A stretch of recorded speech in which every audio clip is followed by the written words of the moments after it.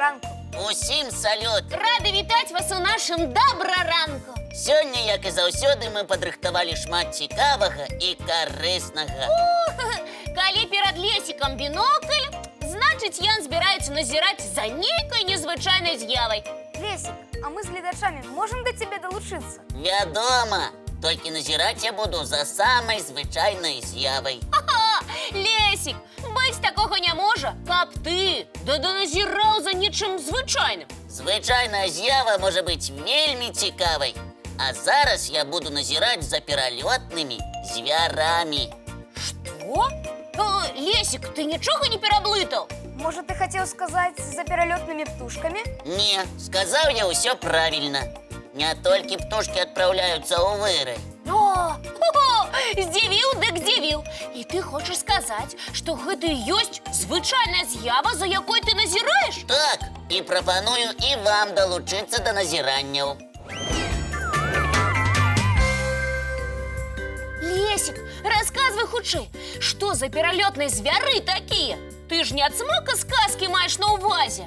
Не, усё па-сапраўднаму, ніякіх казак. Проста пра тое, што птушкі адпраўляюцца ў вырай, усе ведаюць. А вось пра тое, што жывёлы, рыбы, матылькі таксама, чулі не ўсе. Тогда рассказывай нам худшей, кто, кроме птушек, отправляется в теплые краи.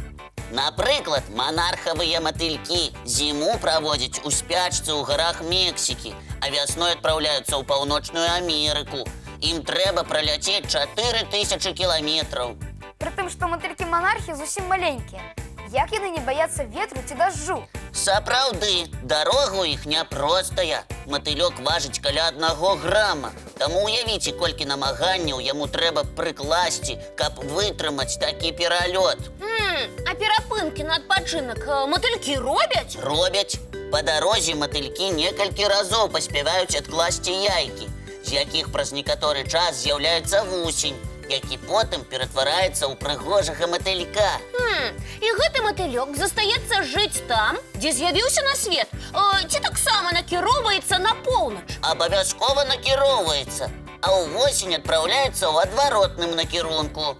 И все повторяется.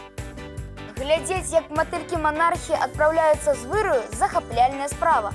Не менш цікава назіраць і за пералётам, а дакладней за вялікай міграцыяй шэрых кітоў. О, шэрыя кіты вельмі вялізныя. Гэта табе не маленькія матылькі. Правільна, шэры кіт важыць каля 35 тонн.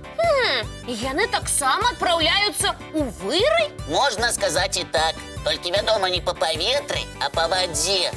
Жывуць шэрыя кіты ў халодных Чукоцкім і Баранцавым морах. А калі зімой вада ў іх пачынае замярзаць, кіты накіроўваюцца на поўдзень. На теплую зимовку. Правільна. Дзеля гэтага яны пераадольваюць 8000 кіламетраў. Кіты адпачываюць там, а потым зноў вяртаюцца на поўнач? Так, толькі ўжо са сваімі дзеткамі, якія якраз з'яўляюцца на свет падчас зімоўкі. Оказваецца, не толькі птушкі адпраўляюцца ў доўгія падарожжы. Яшчэ і паўночныя алені, і некаторыя віды кажаноў, і многія рыбы. А я вось зараз не збіраюся нікуды адпраўляцца. Я сяду заручней, таму што самы час глядзець цікавы ранішні мультфільм. Запрашаем усіх на мультипоказ.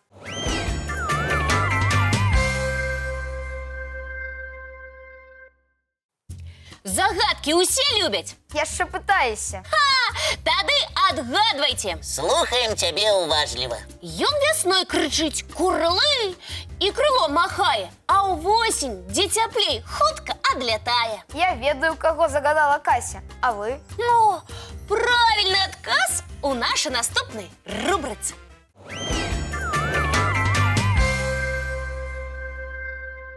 Так, Лесік, а ці ведаеш ты адну з самых старажытных птушак? Ты маеш на ўвазе жураўля? Безумоўна, гэта птушка.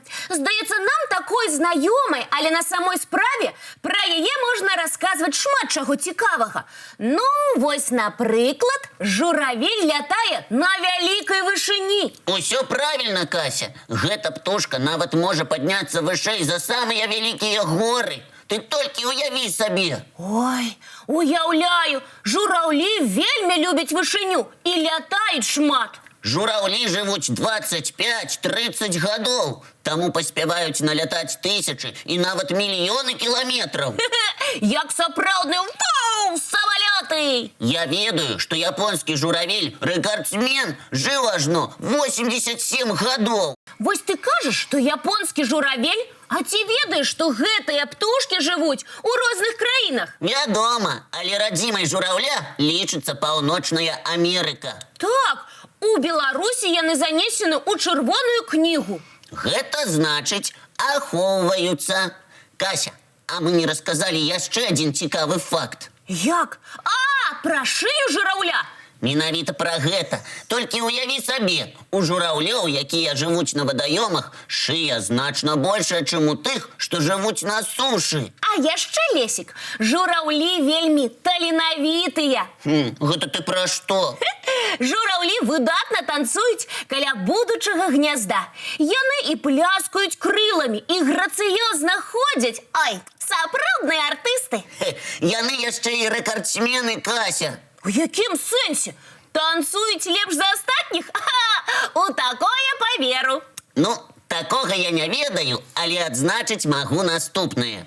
Журавель лічыцца самай вялікай птушкай, здольнай лятаць. Ды і ўвогуле гэта птушка можа быць ростам з чалавека. Яшчэ, Лесік, я ведаю, што жураўлі з вялікім клопатам ставяцца да свайго патомства. Згодны, у гэтым таксама іх адметнасць. Так, жураўлі па чарзе выседжваюць яйкі. Такім чынам, адзін з бацькоў можа шукаць сабе ежу і адпачываць, а другі ў гэты час даглядае за будучай птушкай. Усё ж такі, Кася, паглядзіш калісьці ў неба і нельга нават позірк адарваць. Як прыгожа жураўлі ляцяць. Ой, так і хочацца глядзець і глядзець. Вельмі прыгожа. Так і хочацца глядзець і глядзець. Ой, вельмі прыгожа. А я ведаю нешта такое, што табе таксама захочацца глядзець і глядзець. Ты гэта пра што, Лесік? Пра мульцік, вядома. На такое я і сапраўды згодна. Давайце паглядзім яго зараз усе разам.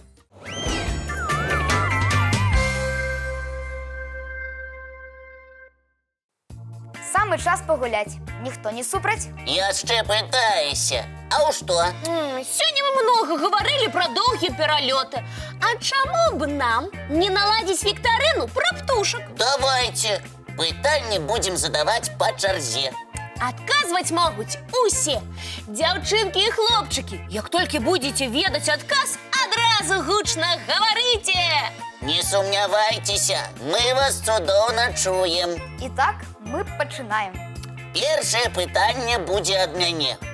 Якая птушка лічыцца першай дамашняй птушкай? Варыянты. А. Курыца. Б. Гусь. В.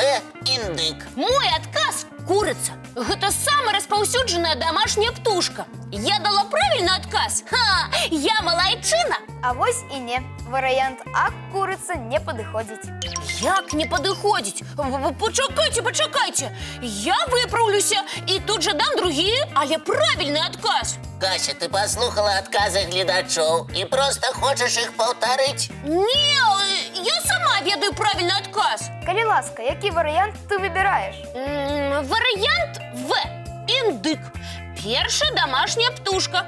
Варыянт В не падыходзіць. Як не падыходзіць? Індык выглядае такім важным. Я ўпэўнена, што гэта з-за таго, што ён стаў першым дамашнім з усіх птушак. Не, важнасць індыка з гэтым ніяк не звязана. Ой, што ж гэта тады атрымліваецца? Першай дамашняй птушкай стала гусь? Правільна, гусь лічыцца першай дамашняй птушкай. Тады можна задам наступнае пытанне я?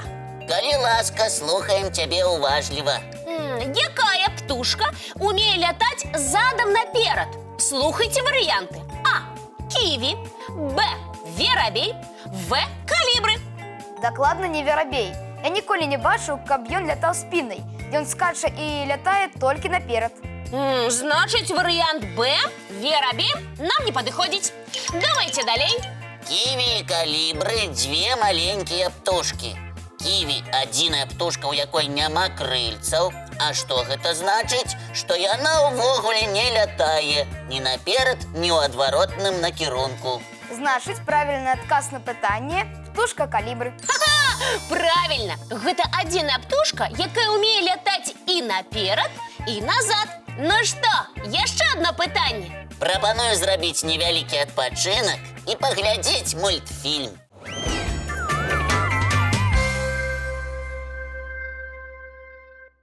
Надышоў час развітвацца. Цудоўнага ўсім дня! Жадаем усім цікавых прыгод і адкрыццяў. І не сумуйце, таму што хутка мы сустрэнемся зноў. Як заўсёды, зранку У нашым добраранку! Не праспіце!